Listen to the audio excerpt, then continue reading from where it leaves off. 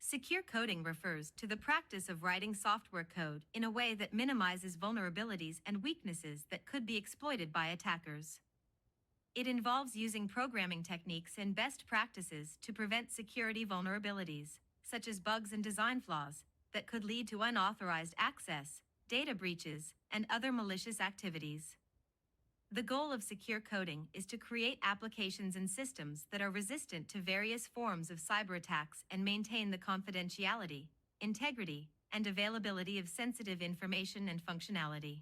Now let's look at the key principles of secure coding. The least privilege principle is a fundamental concept in cybersecurity and secure coding.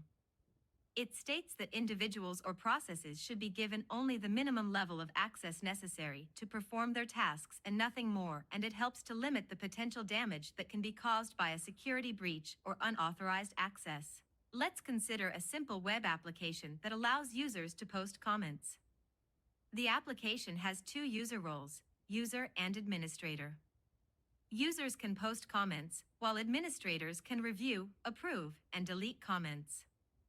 Therefore, the privilege of the users has been limited to only posting comments. If the principle of least privilege is not followed, and all users are granted administrator-level access, several risks arise. Data manipulation. Any user can delete or modify comments, even if that's not the intended functionality for regular users. Data loss. A user with malicious intent could delete all comments, causing data loss and disrupting the application's functionality.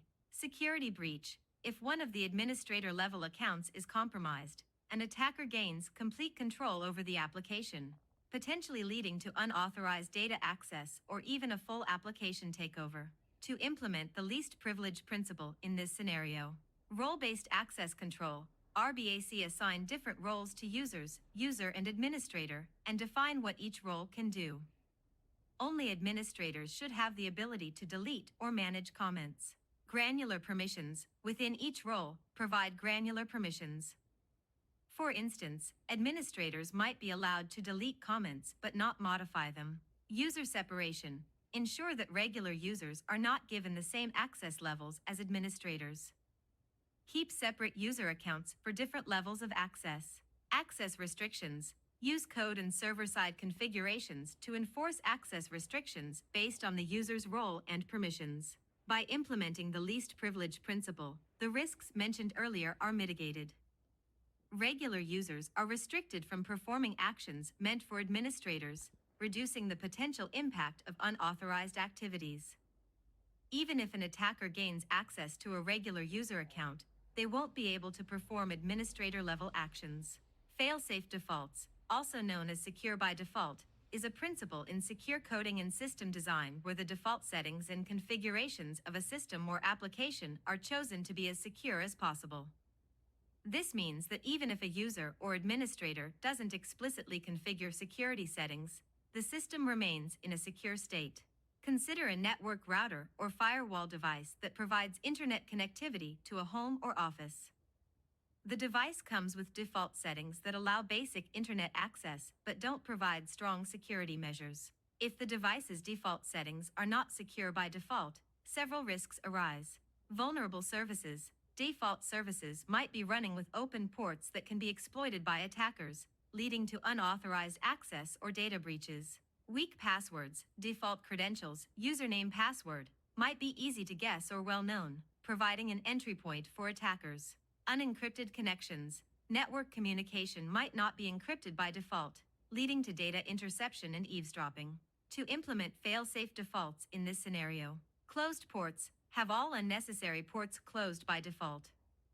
Only essential services should be enabled, and other ports should remain closed. Strong default passwords. Set strong, unique default passwords for the device.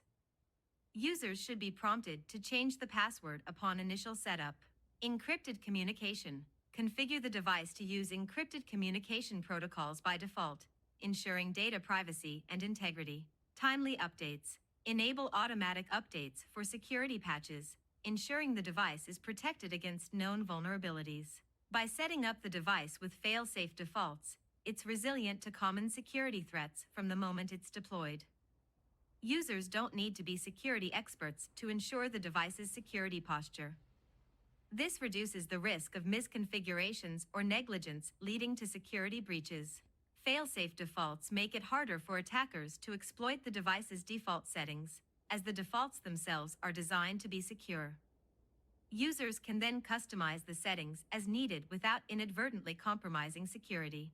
Actions. Defense in depth, also known as layered security, is a cybersecurity strategy that involves implementing multiple layers of security measures to protect against a wide range of threats and vulnerabilities. Each layer contributes to the overall security posture, and if one layer is breached, other layers remain as barriers to prevent further exploitation. Consider an online banking application that holds sensitive financial information and allows users to perform transactions. If the application relies solely on a single security measure, example, username and password, several risks arise. Stolen credentials. If a user's credentials are stolen, attackers gain direct access to the account and all associated information. Phishing attacks. Users might fall for phishing attacks, revealing their credentials to attackers who can then use them to access the application. Data breaches. If the application is compromised, all user data, including financial information, is at risk. To implement defense in depth in this scenario, multi-factor authentication, MFA, require users to provide a second factor, example, a code from their mobile device, in addition to their password. Even if a password is stolen, attackers won't have the second factor. Secure coding practices. Develop the application using secure coding principles to prevent common vulnerabilities like SQL injection and cross-site scripting. Network security. Implement firewalls and intrusion detection systems to monitor and filter incoming and outgoing network traffic. Encryption. Encrypt sensitive data both during transmission using HTTPS and while at rest in the database. Regular monitoring. Implement continuous monitoring of user activities and system logs to detect unusual behavior or unauthorized access. User education. Educate users about phishing attacks and safe online practices to reduce the risk of falling for scams. By implementing multiple layers of security measures, even if one layer is compromised, others remain as obstacles for attackers. For instance, if an attacker manages to steal a user's password, they would still need the second factor of authentication to gain access. Additionally, secure coding practices and encryption ensure that even if an attacker breaches the application, the data remains encrypted and difficult to exploit. Secure by design is a principle in secure coding and system architecture that emphasizes integrating security measures into the design and development process from the very beginning. It focuses on building software and systems with security as a foundational aspect rather than adding security as an afterthought. Imagine a company developing a new web application for handling customer information and financial transactions. If security considerations are not incorporated from the outset, several risks emerge. Vulnerability patches. As vulnerabilities are discovered post-development, patches and updates must be retrofitted into the application, leading to potential disruptions and vulnerabilities during the patching process. Inconsistent security. Different parts of the application may have varying security levels, creating potential weak points that attackers can exploit. Complex fixes. Fixing security issues in an already built application can be more complex and costly than if they were addressed during the design phase. Implementing secure by design. To implement secure by design in this scenario, threat modeling. Identify potential security threats and vulnerabilities during the design phase. Consider the application's architecture, components, and interactions. Secure protocols. Implement secure communication protocols, example HTTPS, from the start to ensure data privacy and integrity. Authentication and authorization.